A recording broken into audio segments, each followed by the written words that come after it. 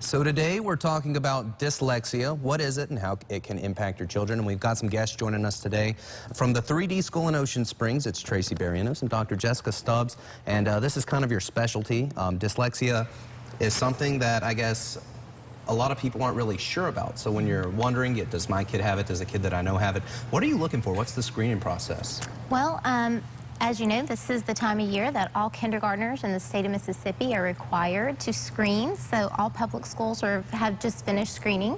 And in the fall, they'll screen again for first grade. So you're supposed to get letters back if your child doesn't pass the screener, but we look for family history, we look for slower development in reading skills, some of those things. And so say that maybe you have suspicion that your kid might be one that's privy to dyslexia or might be affected. What is it? What is it actually going to do to your kid, or what do you need to know about dyslexia?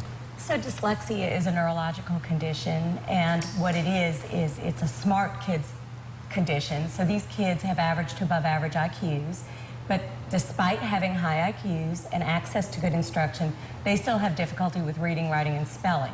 So kids with dyslexia have less reading experience, they get less world knowledge, they have reduced vocabulary sometimes because of that, and it can impact their self-esteem and future tasks that require literacy. And so this is something that might be tough because you know, you see your kid, they're smart, they're quick and articulate, and you wouldn't think this is something that's affecting my kid, but that might not always be the case, right? Exactly. And I do out-client therapy services for the 3D school. It's not uncommon for me to get children who have IQs in the 130 range, which is very high. Yeah. And they look like average children sitting in the classroom, but they're far above average. But because of the way that their brains process the reading, it's more difficult for them to pick up the reading process and to be fluent with it.